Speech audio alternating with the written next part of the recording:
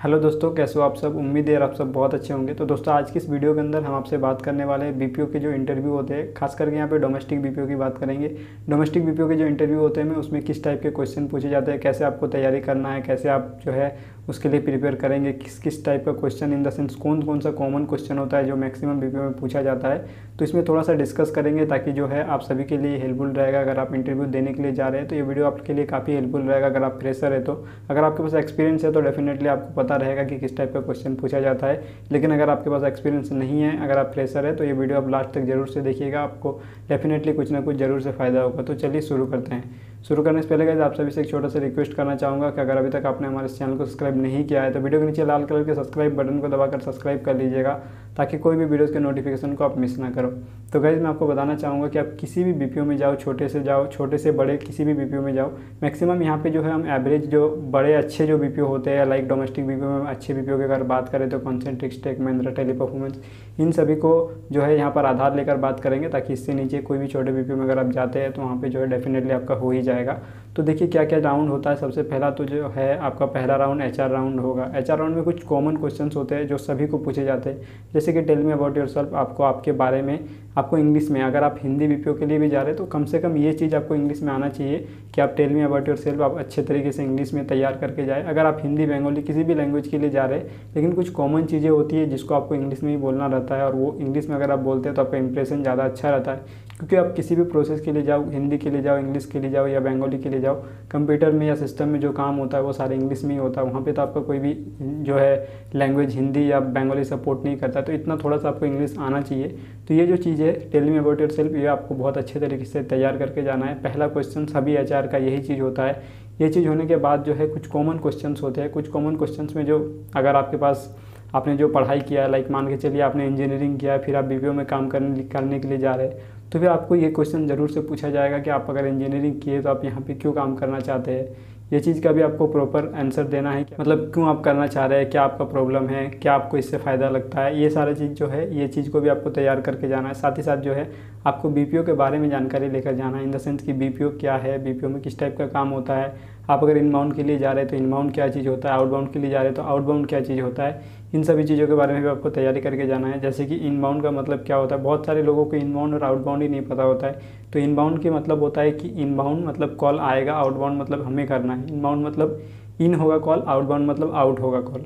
तो बस इतना चीज़ को, बेसिक चीज़ को आप क्लियर रखिए। ये चीज़ आपको पूछा जा सकता है। अगर आप मान के चलिए इनबाउंड के लिए जा रहे हैं तो आपको इनबाउंड क्या है, आउटबाउंड के लिए जा रहे हैं तो आउटबाउंड क्या है। इन सभी चीज़ों के बारे में आपको जो है वो पता होना चाहिए।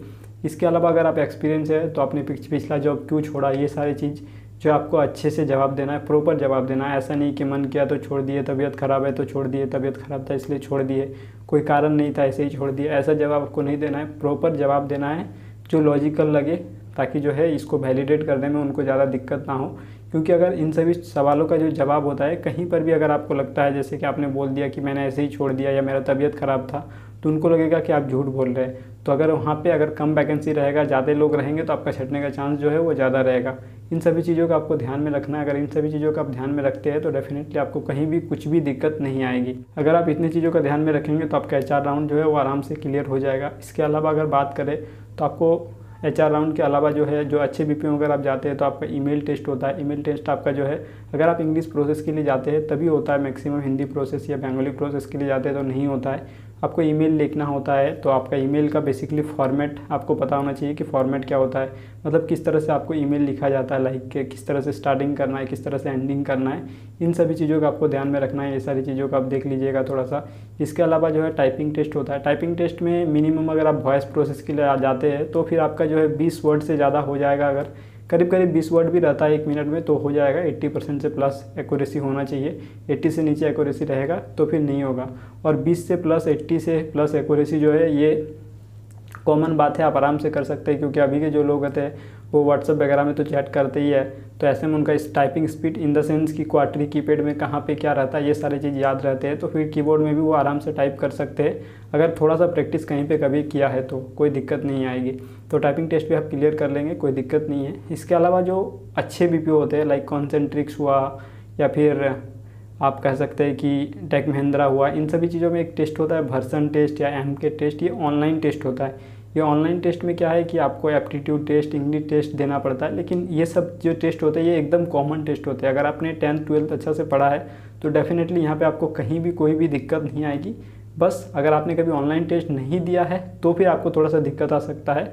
तो अगर आप ऐसे में आप थोड़ा सा वीडियो वगैरह यूट्यूब से देख लीजिएगा कि ऑनलाइन का एमकेट टेस्ट कैसे होता है, ऑनलाइन का वर्सन टेस्ट कैसे होता है। इससे पहले मैंने एमकेट और वर्सन पे वीडियो बना रखा है। अगर आप एमकेट या वर्सन का वीडियो देखना चाहते हैं तो आप देख सकते हैं, आप मेरे वीडियो लिस्ट को चेक कर लीजिएगा, वहाँ पे आपको जो है वो मिल जाएगा।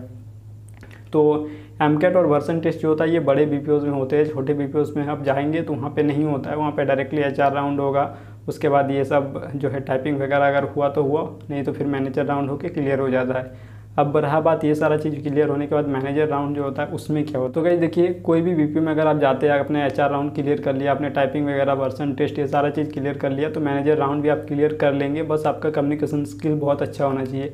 मैनेजर राउंड में सिर्फ कम्युनिकेशन स्किल पे ध्यान दिया जाता है, क्योंकि वो लोग को सिर्फ कम्युनिकेशन स्किल से ही मतलब रहता है। आप किस तरह से बात कर सकते हैं, आप किस तरह से जवाब दे सकते हैं, ये सारा चीज़ जो है बहुत मायने रखता है। लाइक आपको जो भी सवाल पूछा जाता है, जैसे कि मान के चलिए आपको ये पूछा गया कि आप जो पिछला कंपनी में काम करते थे उसको आपने क्यों छोड़ा, तो इसका प्रॉपर आपके पास जवाब होना चाहिए। आप ऐसे नहीं बोल सकते कि वहाँ पे सैलरी कम था।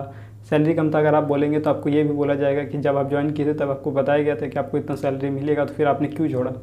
मतलब इस तरह के क्वेश्चंस रहेंगे जहाँ पे आपको जो है वो फंसाया जाएगा, लेकिन आपको फंसना नहीं है। मतलब आपके चेहरे में जो है आपका कम्युनिकेशन स्किल झलकना चाहिए, आपका जो है आंसर देने का पॉजिटिव तरीका जो है वो झलकना चाहिए। अगर ये सारी चीज़ अगर आप ध्यान में रखते हैं, क्योंकि वहाँ पे जो है कुछ ऐसा क्वेश्चन, लॉजिकल क्वेश्चन नहीं पूछा जाएगा।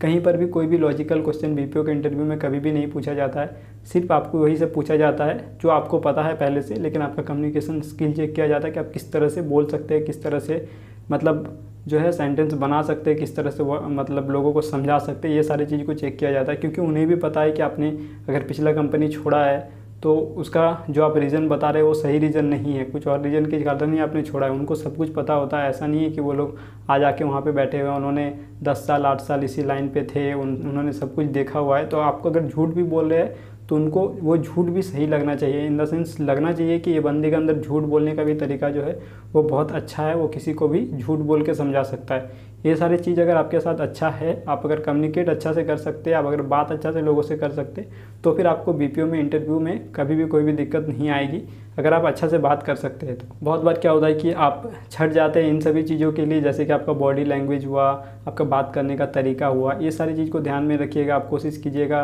कि आप फॉर्मल जो है वो कपड़े पहन के जाए। अगर आप जीन्स भी पहन के जाते हैं तो जीन्स और शर्ट पहन के जाए, ऐसा नहीं कि जीन्स टी शर्ट पहन के गए।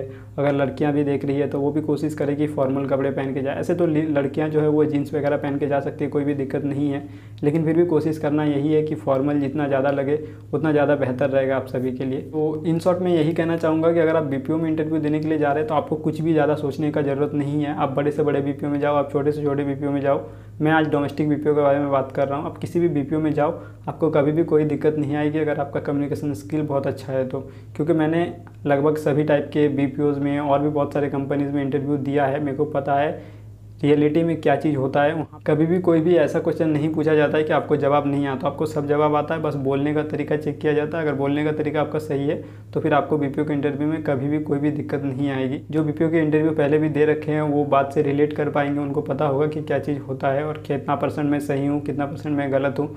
अगर मेरा ये थिंकिंग है, हो सकता है कि मैं कहीं पे गलत भी हूँ। अगर मैं कहीं पे गलत हूँ तो आप मुझे नीचे कमेंट बॉक्स में कमेंट करके बात बता सकते हैं, ताकि मैं आगे के वीडियो में इस चीज़ों को सुधार कर पाऊँ। तो बस आज की वीडियो में इतना ही। उम्मीद करता हूँ ये वीडियो आप सभी के लिए हेल्पफुल रहा होगा। अगर वीडियो हेल्पफुल रहा तो प्लीज़ इसे लाइक करिएगा, शेयर करिएगा अपने सारे दोस्तों के साथ, और इस तरह के इंटरेस्टिंग और लेटेस्ट वीडियो देखने के लिए हमारे चैनल को सब्सक्राइब करके रखिएगा। धन्यवाद, आपका दिन